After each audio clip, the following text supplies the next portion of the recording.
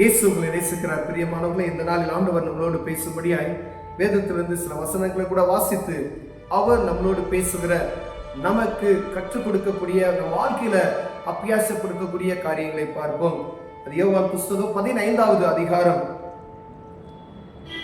13வது வசனம் 14வது வசனம் இப்படியாக சொல்லுகிறது: ஒருவன் தன் சிநேகிதனுக்காக தன் ஜீவனை கொடுக்கிற அன்பிலும் அதிகமான அன்பு ஒருவரிடத்தும் இல்லை. நான் உங்களுக்கு கற்பிக்கிற யாவையும் நீங்கள் செய்வீர்களானால் என் சிநேகிதராய் இருப்பீர்கள். இனி நான் உங்களை ஊழியக்காரர் என்று சொல்லுகிறதில்லை. ஊழியக்காரன் தன் எஜமான் செய்கிறதை அறிய மாட்டான். நான் உங்களை சிநேகிதர் என்றேன், ஏனெனில் என் பிதாவினிடத்தில் நான் கேள்விப்பட்ட எல்லாவற்றையும் உங்களுக்கு அறிவித்தேன். நீங்கள் என்னை தெரிந்து கொள்ளவில்லை, நான் உங்களை தெரிந்து கொண்டேன்.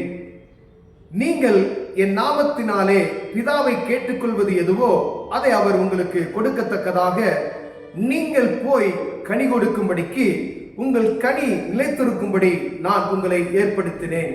பிரியமானவர்களே, ஆண்டவர் நம்மை பார்த்து சீசர்களுக்கு அன்னைக்கு பேசினார். நம்மை சீசர்களாய் அவர் அறிந்து கொண்டது நிமித்தமாய் ஆண்டவர் சொல்லுகிறார், நம்மளை சிநேகிதனே என்று சொல்லுகிறார். பிரியமானவர்களே, வானத்தையும் பூமியும் படைத்த சர்வ வல்லமையுள்ள தேவன் அவர் ஒரு மனிதனை பார்த்து என் சிநேகிதனே என்று சொல்லுகிறார். அவர் பாருங்க, ஒரு சிநேகிதன் தன் சிநேகிதனுக்காக ஜீவனை கொடுக்கிற அன்பில் பெரிதான ஒரு அன்பு எங்கேயும் கிடையாது என்று சொல்லிவிட்டு தன் சிநேகிதன்கிட்ட பாருங்க, வீட்டில் நம்முடைய பிள்ளைகளா இருந்தாலும் சரி, யாரா இருந்தாலும் சரி, ஃப்ரெண்ட்ஸ் கிட்ட எல்லா காரியத்தையும் சொல்லுவாங்க பார்த்தீங்களா. அதே போல ஆண்டவர் சொல்லுகிறார், என் பிதாவின் இடத்தில் அவர் சொன்ன, அவர்கிட்ட நான் தெரிந்து கொண்ட, அவர் என்னெல்லாம் சொன்னாரோ, என்னெல்லாம் நடக்க போதோ, இந்த பூமியில என்னென்ன காரியம் நடக்க போதோ, நான் அறிந்து கொண்டவைகளை நான் உங்களுக்கு என்ன சொல்லிட்டேன், சொல்லி கொடுத்துட்டேன். எல்லாவற்றையும் நான் உங்களுக்கு கொடுத்து விட்டேன். இனி நான் உங்களை ஊழியக்காரன் நான் சொல்ல மாட்டேன். ஊழியக்காரர் எஜமான் செய்யறது அறிய மாட்டானே. வேலைக்காரனா நீங்க இருந்தீங்கன்னா எஜமானனுக்கு சரியான சீக்ரெட்ஸ் இருக்குமே. ஆனா நான் எல்லாத்தையும் நான் உங்ககிட்ட என்ன செஞ்சுட்டேன், சொல்லிட்டேன். உங்களுக்கு எல்லா அதிகாரத்தையும் கொடுத்துட்டேன். என்கிட்ட இருந்த எல்லா பவர் எல்லாத்தையும் நான் உங்கள்கிட்ட கொடுத்துருக்கேன். எல்லா அதிகாரத்தையும், ஒரு வீடு இருக்கு அப்படின்னு சொன்னா அந்த வீட்டினுடைய எஜமானன் ஒன்னொருக்கு அதை தாரவார்த்து கொடுக்குவான்னு சொல்லுவாங்க பார்த்தீங்களா. ஃபுல் பவர் கொடுக்கிறத எப்படியோ அதே போல சகல அதிகாரிகள் நான் உங்களுக்கு கொடுத்து விட்டு இந்த அதிகாரத்தை வைத்து நீங்க என்ன செய்யுங்க, சரியாய் நடந்து கொள்ளுங்க அப்படின்னு சொல்லிட்டு தான் 16வது வசனத்துல சொல்றாரு, நீங்கள் என்னை தெரிந்து கொள்ளவில்லை. ஆண்டவர் நம்மளை தெரிந்து கொண்டாரா, நம்ம போய் அவரை தேடல, ஆனா அவர் தான் நம்மளை ஒவ்வொருவரையும் தேடினார். இயேசு கிறிஸ்துவை அன்பை அறிந்து கொண்ட ஒவ்வொருவரையும் பாருங்க, ஆண்டவர் அவரே நம்மை தேடி கண்டுபிடித்து ஒவ்வொருவரையும் வைத்திருக்கிறார். பிரியமானவர்களே, அதனால என்ன சொல்றார் பாருங்க, உங்களை தெரிந்து கொண்டேன், நீங்கள் என் நாமத்தினாலே பிதாவை என்னெல்லாம் கேட்பீங்களோ அதெல்லாம் அவர் கொடுப்பாரு. அப்ப அவருடைய பிள்ளை இயேசு நான் எப்படி இருக்கிறனோ அதே போல நீங்க வெளிப்படுத்தணும்னு சொல்றாரு. நான் என் பிதாவின் இடத்துல கற்றுக்கொண்ட எல்லாம் உனக்கு சொல்லிட்டேன்.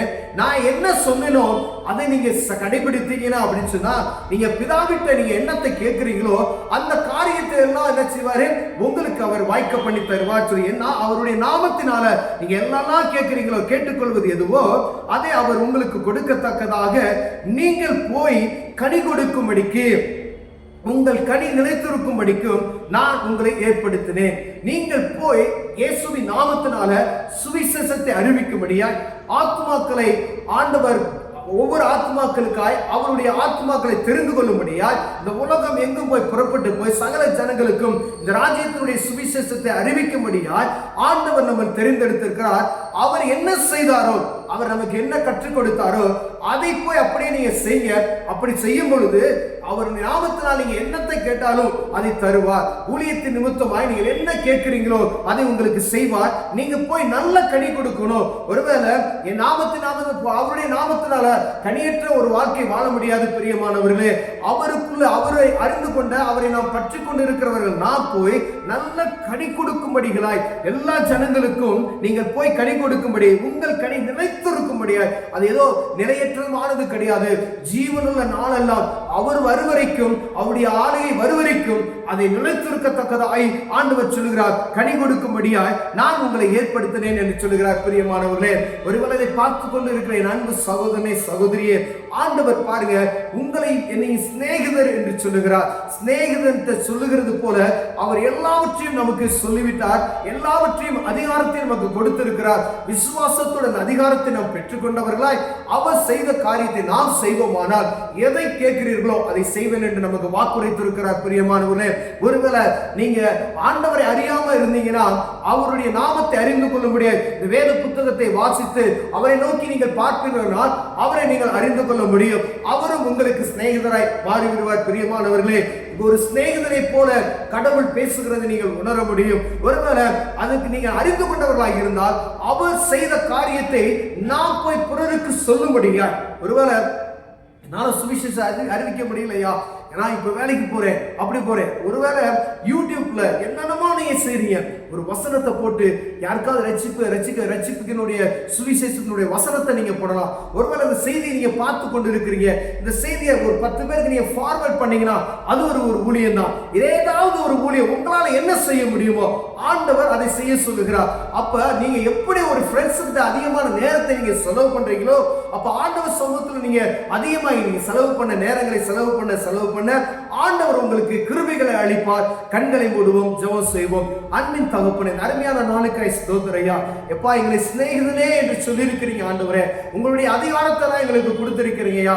அதை நாங்கள் கனி கொடுக்கிறவர்களாய் சரியாய் பயன்படுத்த எங்களுக்கு உதவி செய்யுங்க. இயேசுவின் நாமத்தில் பிதாவே, ஆமென்.